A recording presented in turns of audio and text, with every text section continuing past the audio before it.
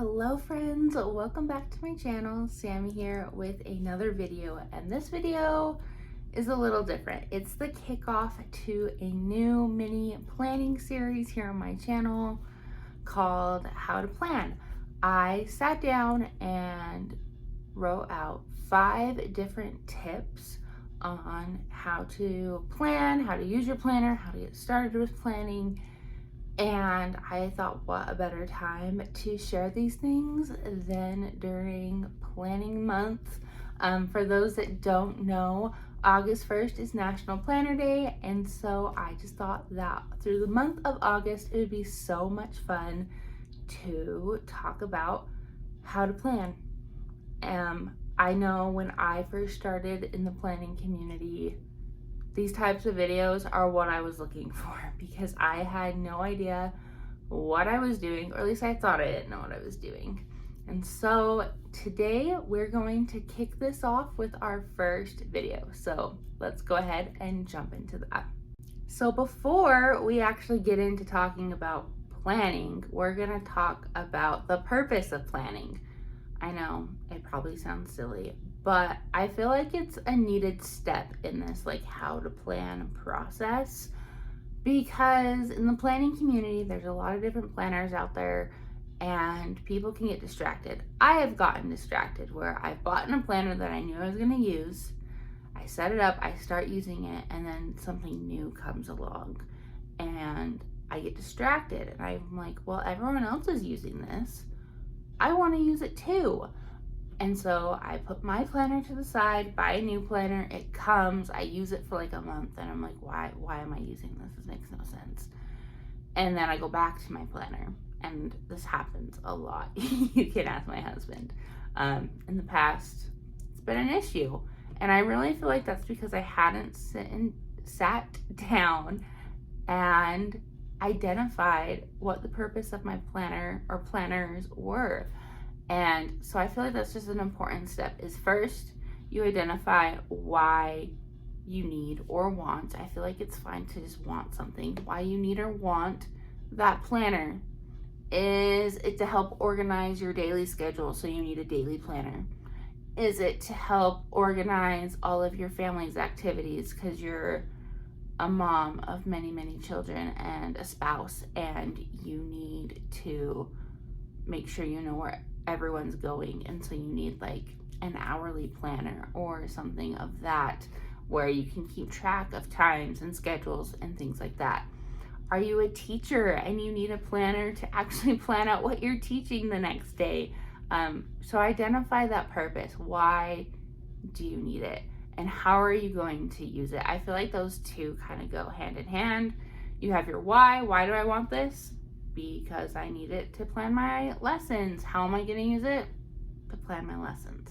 And once you identify that, I feel like you're set to go ahead and buy the planner if you haven't purchased it already, or if you have, to start setting it up and getting ready for that new season of your life.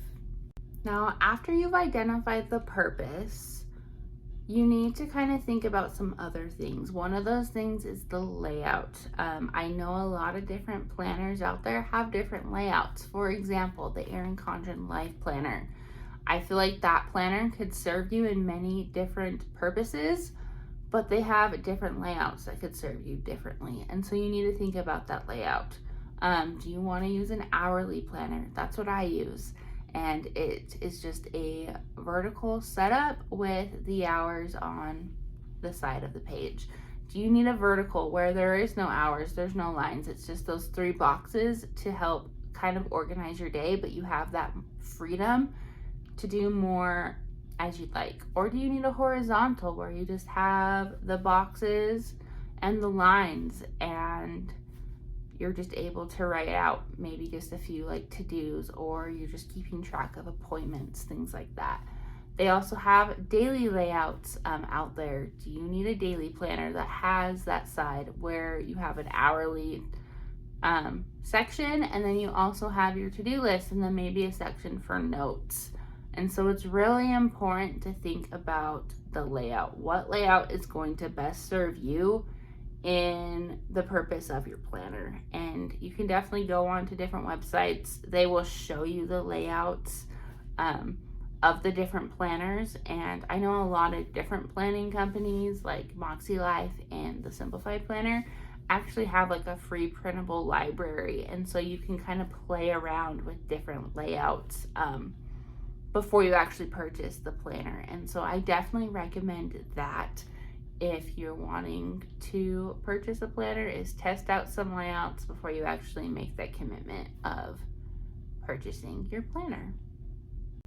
Lastly, there are just 3 things we need to consider, and they're like 3 minor things, but I feel like they're important. The first one is cost. How much do you want to spend on a planner? I feel like that's the $1 million question, because planners can range from like $10 to hundreds of dollars depending on the brand, customizations, all of that. And so it's really important, I think, that when you're thinking about the purpose, what is most important to you with your planner? Do you want it to have it be fully customizable and change the coil color and the covers and all of that? Do you want to have a higher end planner where there's no customization, but it's just higher end, so it's higher in quality, it's going to last you longer? Do you want to have protection over your planner, such as like a folio, things like that? Those are the things you need to consider, and there's no right or wrong answer here. The right answer is what you feel comfortable spending on a planner. If you feel like you just need like a $10, $20 planner and you go to Walmart or to the craft store and grab a planner there, that is fine. It does not matter how much your planner costs. What matters is how your planner serves you in that season of life. If you want to have a higher end planner and order something online with all the customizations or that's higher quality, that's fine too. What's important is that you're sticking within a budget, because when you just start spending money left and right, that's when things get chaotic and overwhelming, and maybe you buy something that's super high end and then you realize, oh, I really didn't need this, and then you have like buyer's remorse or something like that. So really stick within that budget and don't feel ashamed either way on the spectrum of how much you purchase your planner for, because that's honestly just a personal choice that you need to make for yourself. Going off of how much you want to spend on your planner, you need to think about the brand. And I feel like those two kind of go together, because when you're talking about things like Erin Condren, the Simplified Planner, Moxie Life, those are higher end planner brands, and you're looking at spending between like $30 and, depending on what you get, like $80, $90 for your planner. And so you need to think about the brand, which brands speak to you, what do you like about each brand. I know some brands like the Simplified Planner. They have their signature planners that they sell on their website, and they're like $50 to $60. But they have teamed up with At a Glance, who distributes cheaper planners. It still has their style. It's still their planner. It's just a lower end type planner, but they're distributed to like office supply stores like Staples, Office Max. I've seen them at Walmart. And so if you want to have a simplified planner, you like that layout, but you don't have $60 to spend on a planner, go check out one of those stores and you can buy a planner for like $10 or $20. It's still a simplified planner, it's just a little bit cheaper. There's also the Happy Planner. I know that you can buy their planners off of their website, or you can go to Michael's, Joann's with a coupon and get a planner for a little bit cheaper. And so it's just those type of things that you need to consider when you are purchasing your planner, is what brand, how does that align with my budget, things like that. The last thing you need to consider is usage. And I know that kind of sounds funny, but just think about, how are you going to use it? Is it going to be a planner that you set up at home and lives on your desk and is just kind of like an outline of your week or your day? Or do you need that planner with you constantly, and it's like your lifeline, and you carry it around in a bag, and it's going to soccer practice and on vacations and to the doctor's office? All of those things you need to consider. Is this planner going to hold up with the type of pressure I'm putting it under. Do I need to consider a different size? Because there are some planners that are a little bit bigger, and I don't know if you really want to lug that thing around with you everywhere you go. And so those are the other type of things you need to consider, is just the usage.